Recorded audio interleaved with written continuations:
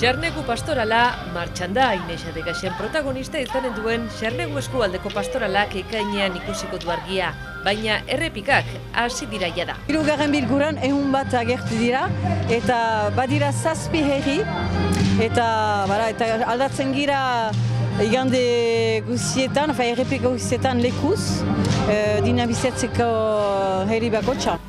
Pastoral elebiduna Itxaro Bordaren eskutik eta bertakoa kamarrekoa den Iban Barreirek gaskoiera zidatzi ditu ere zatiak.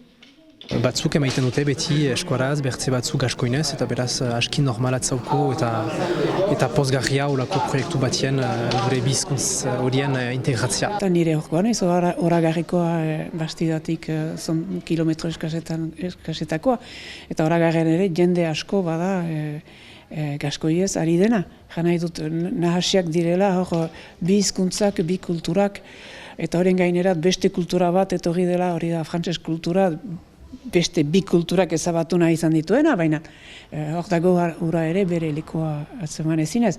Egan nahi dut horrekin, kultura horik oro gureak direla, eta gureak direla erraiten dut alarik gaskoienak eta euskaldunenak.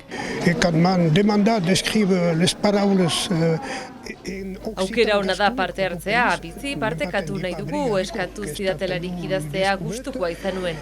Bertsuak eta kantuak daude atseginak dira. Escrivit causas avant, on peut même ne m'aurait pas été qu'elle demande. Mais le fait de m'attaquer à versets et à cançons, hen aquell encastre que estan de veig et que fora agradiu. Naturala da pastorala elebiduna izatea Peioren hitzetan Xarnegu herrietako ezaugarri. Euskal Herriak Biarnoarekin eta Landekin muga egiten duen lurraldean hain zuzen. Ez un proiekt duz broiz, duz grantz, duz importantz tan uzautz. Importantea da helburua herritarrak elkartzea baita. Pastoral honi esker Xarnegu eskualdekoak elkartzen gara berri. Qui s'est rendu possible mercez à la pastoral charnel aquesta. Eta Pantxikaren aspaldiko ametsa ere, bada pastorala hau zuzentzea. Banan buruan badu aspaldi zen da ni sortu niz Barkosen eta Biarno herritik han ikasketak egin eta hola.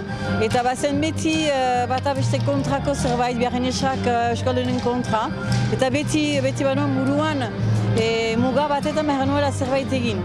Eta hor Ines Adegasen historia holakoa zen, Xarnegu herrietan, eta Xarnegoa ikasi dut orain dela gutxi, Xarnegu nortasuna, da ez eskaldunan baizik izaitea edo ez gaskoinak izaitea, baizik eta biak urritea ber likuan. Bertan Bastidan sortu zen Ines Adegasen, sorgina izatea leporatu zioten emakumea eta gaiak interes handia piztu zuen herrian. Bastidako pertsonai baten bizitza harilkatuko du taula gainean, Ines Adegasenena, oraindik ere bada Gasen izena duen etxe bat, beraz lekua ere ikusten aldugu.